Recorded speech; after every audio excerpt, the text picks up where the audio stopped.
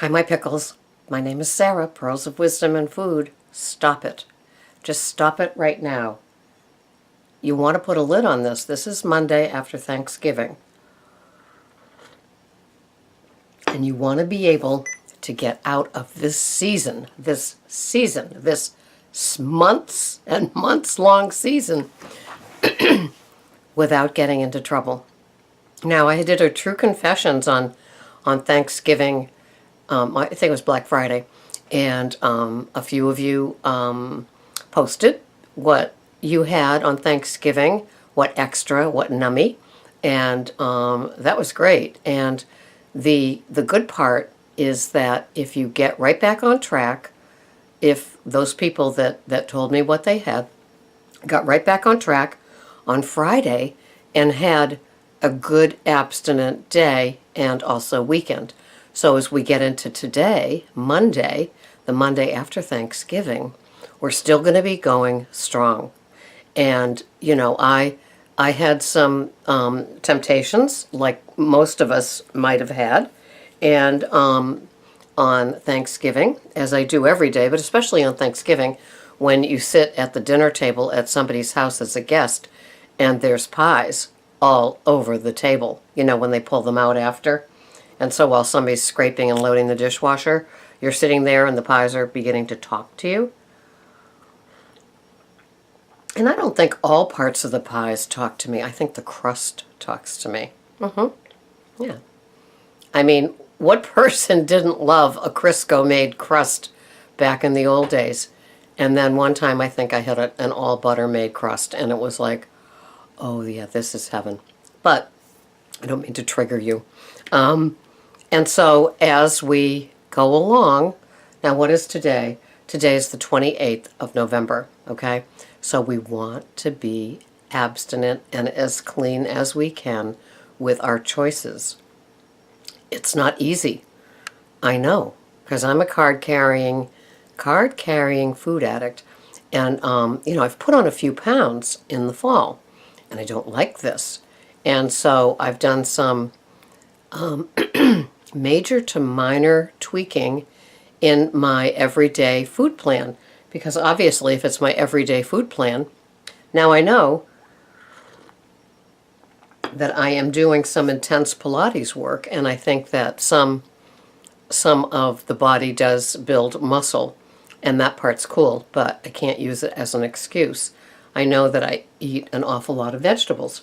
And so I did go online, and I've already made it go away. But I brought up the lowest carb veggies, and mustard greens are the lowest. And like you, I will not be asking my grocer to get some in. But I did buy some bok choy, and I bought the big thing of the organic baby spinach, and I did get the organic romaine. And so I will be having a lot more of those sort of salads. I love my Brussels sprouts, but I admit that I guess having them every day is not a great idea. There's 4.7 carbs in a half a cup of Brussels sprouts. And when I have Brussels sprouts, I'm having them. I won't say it's as dangerous as popcorn, but yeah, and I fooled myself into thinking they're healthy so I can have them all. So a little cutback. And I had carrots on Thanksgiving, but it's not a normal staple. Oh, and I also bought a big bag of organic green beans. So the more bitter and dark the veggie is, the better it is for you. Squashes are not necessarily great friends of a low carber.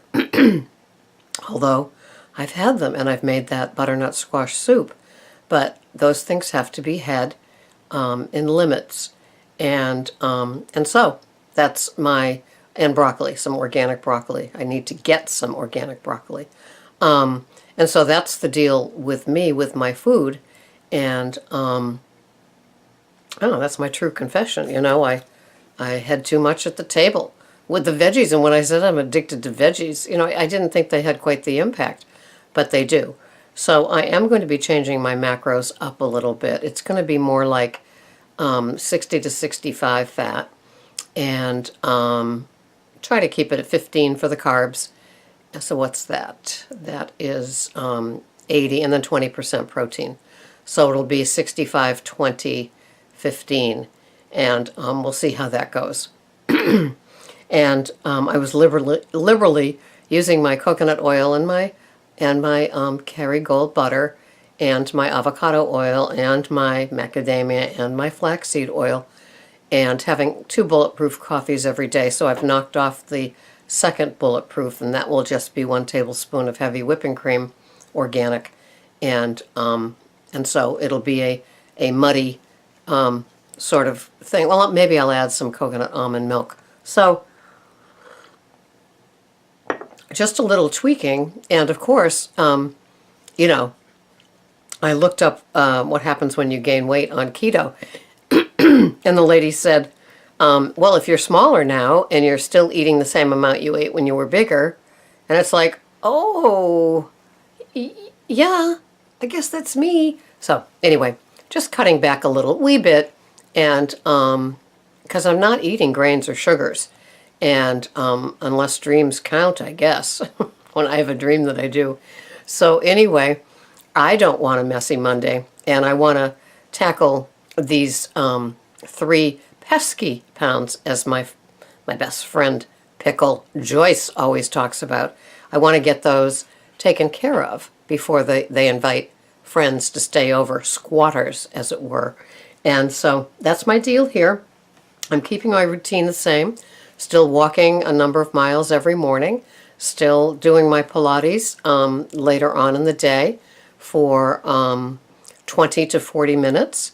And, you know, I'm not crazy. I'm using the scale a couple times a week, and hoping for a difference. So that's my deal. And I guess even on a clean and abstinent food plan, things can happen. And so I just want to nail them. And I don't know if any of you, you know, I feel like I'm out of that little bump that the scale can say for the regular fluctuations of a body. You know, like, oh, there must have been sodium in that thing that I had at somebody else's house, or there must have been, or the moon must be full. I do believe in full moons. And so all those sort of things. But then, you know, the 3, yeah.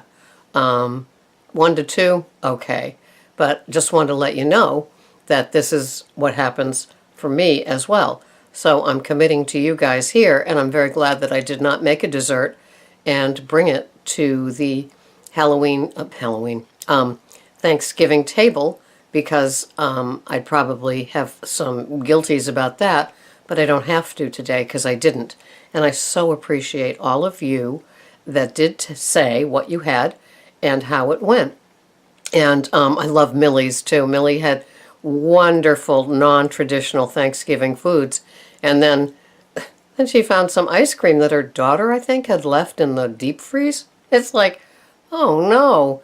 And so, you know, we all have places where it's dangerous for us. We know our neighborhoods. You know, you can't get to our age and not know what your dangerous neighborhoods are. And add a holiday, and add a table, and add a freezer with a goodie, and add somebody bringing something, and we are all victim to it. I'll tell you one thing I heard at the Thanksgiving table is that they use wax in the dips at Dairy Queen for, you know, when you have those coating things, because one woman was confessing she would have them dip it 3 times. That's how she likes her chocolate dipped cone. And I was right there. I never thought you could dip 3 times, had I known. But fortunately, I'm not looking for a redo. And then, and so then she was saying that there's now wax in this dip, and that kind of might make sense. I'm sure it's one of those okay with the government ones, but may not be that good for your body.